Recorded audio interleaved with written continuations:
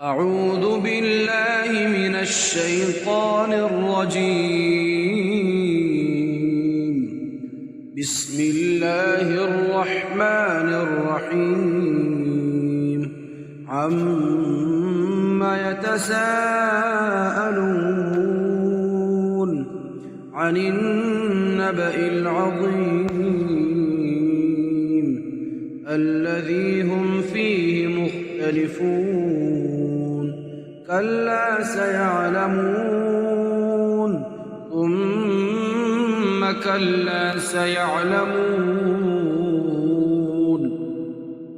ألم نجعل الأرض مهادا والجبال أوتادا وخلقناكم أزواجا وجعلنا نومكم سباتا وجعلنا الليل لباسا وجعلنا النهار معاشا وبنينا فوقكم سبعا شدادا وجعلنا سراجا وهاجا وأنزلنا من المعصرات ماء ثجاجا لنخرج به حبا ونباتا وجنات ألفافا.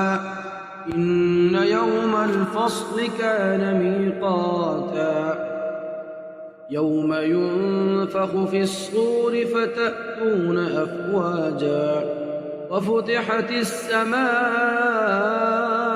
فكانت أبوابا وسيرت الجبال فكانت سرابا. إن جهنم كانت مرصادا للطاغين مآبا لابثين فيها أحقابا لا يذوقون فيها بردا ولا شرابا إلا حميما وغساقا جزاء وفاقا. إنهم كانوا لا يرجون حسابا وكذبوا بآياتنا كذابا وكل شيء أحصيناه كتابا فذوقوا فلن نزيدكم إلا عذابا. إن للمتقين مفازا حدائق وأعنابا وكواعب أترابا وكأسا دهاقا لا يسمعون فيها لغوا ولا كذابا جزاء من ربك عطاء حسابا. رب السماوات والأرض وما بينهما الرحمن لا يملكون منه خطابا.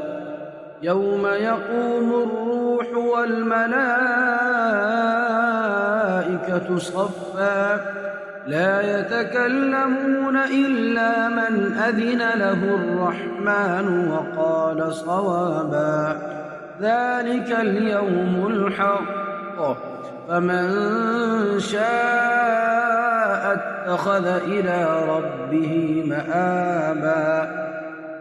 إنا أنذرناكم عذابا قريبا يوم ينظر المرء ما قدمت يداه ويقول الكافر يا ليتني كنت ترابا.